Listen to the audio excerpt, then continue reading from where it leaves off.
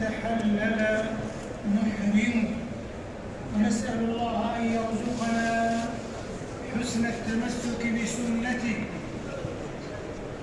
وأن يحيينا ويميتنا ويثبتنا على ملته بأبي وأمي صلى الله عليه وسلم.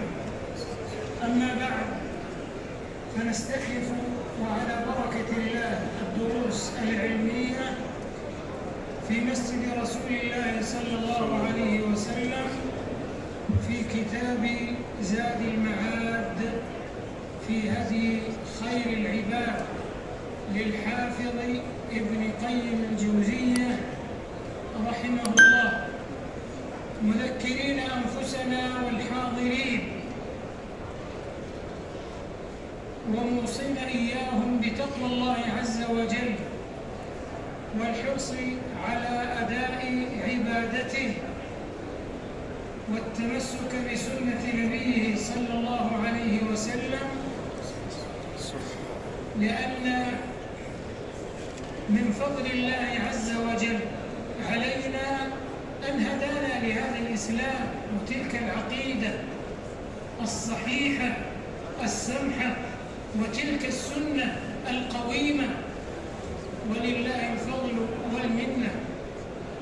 ونسأل الله أن يزيعنا شكر نعمه وما من به علينا من الاجتماع في هذا المسجد المبارك، مسجد رسول الله صلى الله عليه وسلم، في هذا اليوم الثلاثاء 15 من شهر ربيع الأول من عام 44 و400 وألف من الهجرة النبوية على صاحبها أزكى صلاة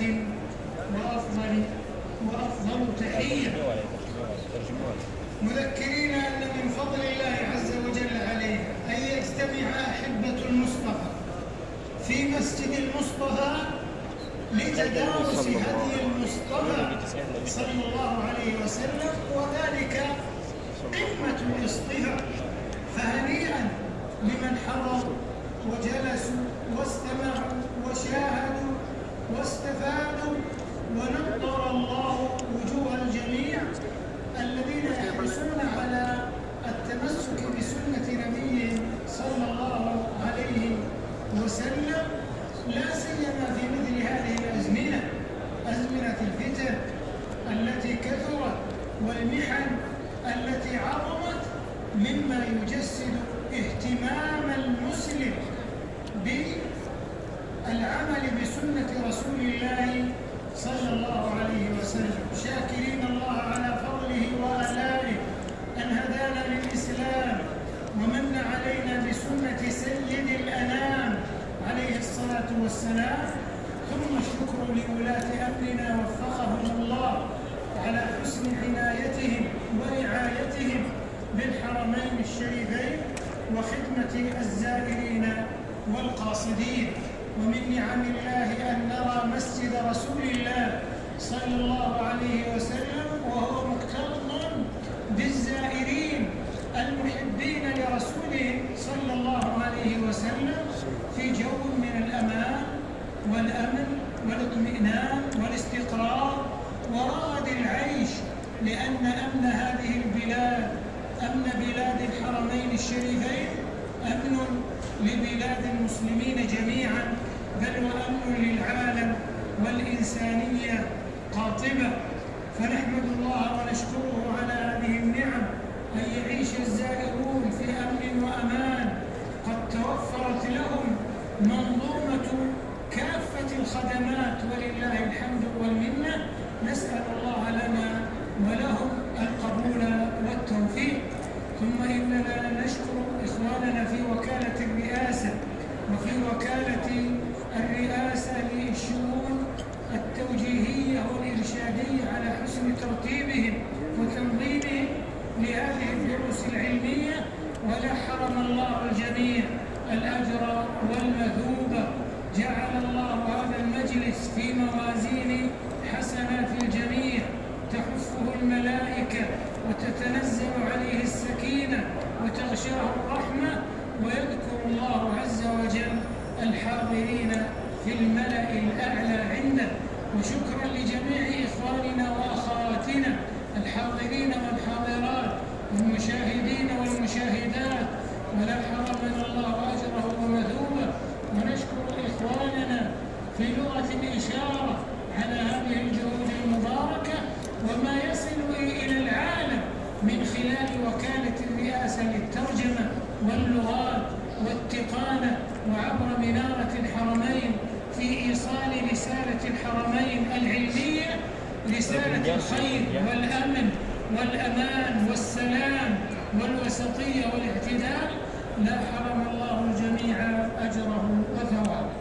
أيها الإخوة الكرام، لا زال الحديث في ظلال سيرة المصطفى عليه الصلاة والسلام، ولا يخفى أننا في شهر قد وقعت فيه كثير من الأحداث الكبيرة من السيرة، وهو شهر ربيع الأول، على اختلاف بين المؤرخين، فحصل فيه ميلاد رسول الله صلى الله عليه وسلم، ولد الهدى فالكائنات ضياء، وفم الزمان تبسم وثناء، فأجمل منك لم تر قط عيني، وأجمل منك لم تلد النساء، ولدت مبرأ من كل عيب، كأنك قد خلقت كما تشاء.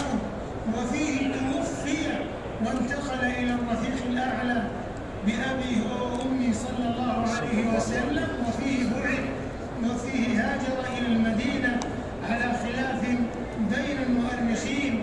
ولا شك أن ذلك لا يقتضي إحداثا في الدين، بل يقتضي حسن محبته عليه الصلاة والسلام، والتمسك بمحاسنه وشمائله ومناقبه واتباع سنته. قل إن كنتم تحبون الله فاتبعوني يحببكم الله ويغفر لكم ذنوبكم والله غفور رحيم. قل أطيعوا الله والرسول فإن تولوا فإن الله لا يحب الكافرين. أتحب أعداء الحبيب وتدعي حبا له؟ ما ذاك في إمكاني، وكذا تعادي جاهلا أحبابه. أين المحبة يا أخي الشيطان؟ شرط المحبة أن توافق من تحب على محبته بلا عصيان، فإذا ادعيت له المحبة مع خلافك ما يحب فأنت ذو بهتان. إن الخير في اتباع من سلف القرون المفضلة، فهم أحب لرسول الله صلى الله عليه وسلم منا، والشر في مخالفة هديهم، وكل خير في اتباع من سلف، وكل شر في ابتداع من خلف.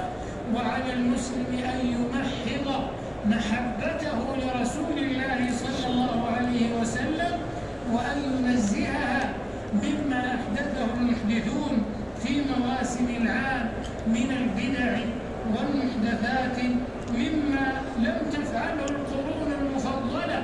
لم يفعلها أبو بكر ولا عمر ولا عثمان ولا علي، وهم أحب إلى رسول الله صلى الله عليه وسلم منا. وليس من يحب رسول الله عليه الصلاة والسلام يتمسك بتوحيده وما بعثه الله به من إفراده بالعبادة، إفراد الله بالعبادة وإخلاص الدين له، وحسن التمسك والاهتداء بهدي سيد الأنام عليه الصلاة والسلام. وليتهم ينشرون محاسن ومناقب وشمائل وحسن خلقه عليه الصلاة والسلام، وإنك لعلى خلق عظيم. فبما رحمة من الله لنت لهم، ولو كنت فظا غليظ القلب لانفضوا من حولك فاعف عنهم واستغفر لهم وشاورهم في الأمر. وقفنا عند حديث المصنف رحمه الله عن أزواج رسول الله صلى الله عليه وسلم. ولا شك أن من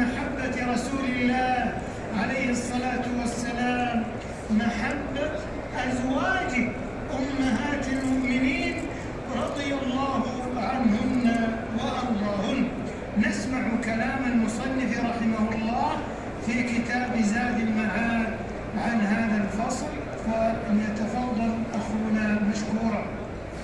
بسم الله الرحمن الرحيم. الحمد لله والصلاة والسلام على رسول الله وعلى آله وصحبه ومن والاه، أما بعد.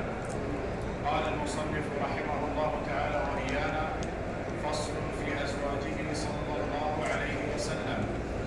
أولهن خديجة بنت خويلد القرشية الأسدية، تزوجها قبل النبوة ولها 40 سنة، ولم يتزوج عليها حتى ماتت، وأولاده كلهم منها إلا إبراهيم، وهي التي آزرته على النبوة وجاهدت معه وواسته بنفسها ومالها، وأرسل الله إليها السلام مع جبريل، وهذه خاصة لا تعرف لامرأة سواها، وماتت قبل الهجرة ب3 سنين. ثم تزوج بعد موتها بأيام سودة بنت زمعة القرشية، وهي التي وهبت يومها لعائشة. ثم تزوج بعدها عبد الله عائشة الصديقة بن الصديق المبرأة من فوق 7 سماوات، حبيبة رسول الله صلى الله عليه وسلم، عائشة بنت أبي بكر الصديق، وعرضها عليها الملك قبل نكاحها في سرقة بن حرير، وقال: هذه زوجتك. تزوج بها في شوال وعمرها 6 سنين، وبنى